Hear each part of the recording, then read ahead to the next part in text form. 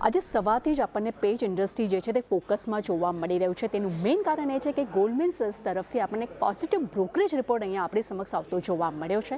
તેમને page industries માટે ખરીદારીની સલાહ સાથે અહીંયા કવરેજ શરૂ કર્યું છે. ટાર્ગેટની વાત કરશું તો તેમને 52,000ના ટાર્ગેટ અહીંયા આપણને આપતા જોવા મળી રહ્યા છે. તેમનું માનવું છે કે પેજ ઇન્ડસ્ટ્રીઝ હવે એક સારી સ્થિતિમાં જોવા મળી રહી છે. તે સાથે જ કંપનીના સેલ્સ ચેનલ્સના સ્ટોક્સનું લેવલ જે છે અહીંયા સામાન્ય જોવા મળી રહ્યું છે. આ કારણસર ગ્રોથ માટેની કંપનીની જે સ્થિતિ જે છે અહીંયા યોગ્ય જોવા મળી રહી છે. તે સાથે તેમણે પણ વાત કરી છે કે કંપનીની સપ્લાય ચેન મજબૂત થવાથી FY26માં રિટેલ ગ્રોથને પણ અહીંયા સપોર્ટ મળી શકે છે. ઓવરઓલ તેમણે ઇન્ડસ્ટ્રીઝ માટે પણ એક પોઝિટિવ આઉટલુક જે છે અહીંયા આપ્યો છે. તેમનું કહેવું છે કે ઇન્ડસ્ટ્રી ઇન્વેન્ટરીનું સ્તર પણ અહીંયા હવે સામાન્ય જોવા મળી રહ્યું છે. સાથે તેમણે પણ કહેવું છે કે FY28 દરમિયાન ખાસ કરીને ઇનરવેર સેગમેન્ટમાં સેલ્સ સીએજીઆર ગ્રોથ જે છે તે લગભગ 12.2% ગ્રોથ જે છે તે જોવા મળી શકે છે. સાથે તેમને આઉટવેર સેગમેન્ટમાં પણ ગ્રોથ જે તે સતત સુધરી શકે છે તેવી પણ તેઓ અપેક્ષા રાખી રહ્યા છે. સાથે બ્રોકરેજ રિપોર્ટ મુજબ આગામી 3 વર્ષમાં મેનેજમેન્ટને 200થી 250 એક્સક્લુસિવ બ્રાન્ડ આઉટલેટ્સ જે છે તે પ્રતિ વર્ષ ઉમેરવાની પણ તેઓ અપેક્ષા રાખી રહ્યા છે. એટલે ખાસ કરીને પોઝિટિવ બ્રોકરેજ રિપોર્ટની જે ઇમ્પેક્ટ જે છે તે આજે આપણને દિવસ દરમિયાન પેજ ઇન્ડસ્ટ્રીમાં જોવા મળી છે.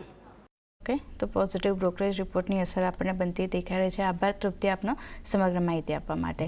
તો જોઈ રહ્યા છે ગોલ્ડમેન સેચ તરફથી એક પોઝિટિવ રિપોર્ટ અને ત્યારબાદ સ્ટોકમાં એક પોઝિટિવિટી બનતી દેખાઈ રહી છે. ઉપલા સ્તર જે બન્યા હતા ખાસ કરીને ત્યાંથી થોડો ઘટાડો આપણે જોઈ રહ્યા છે. જે લેવલ્સ હાઈ બન્યા હતા 47,385ના હતા ત્યાંથી અત્યારે 46,300ની આસપાસ અહીંયા કામકાજ જોઈ રહ્યા છે.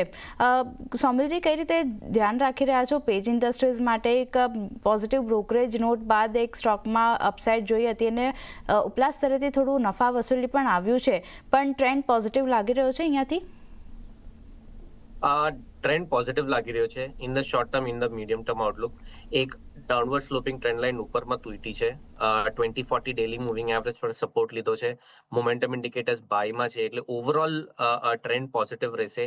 એક નાનો એવો ફ્લેગ પેટર્ન પણ ઉપરની તરફ તૂટ્યો છે, એટલે overall good setup, very strong setup. અને અહીંયાથી મને લાગે છે કે ઉપરમાં in the very short term 48,700ની આસપાસના ટાર્ગેટ્સ અચીવેબલ છે. નીચેમાં જે સપોર્ટ છે એ અરાઉન્ડ 45,550ની આસપાસ એક સપોર્ટ છે. એ એક સ્ટોપ લોસની જેમ કામ કરશે. ઓકે, તો ટ્રેન્ડ પોઝિટિવ બનતો દેખાઈ રહ્યો છે પેજ ઇન્ડસ્ટ્રીઝ માટે મીડિયમ ટુ લોંગ ટર્મ માટે ખાસ કરીને.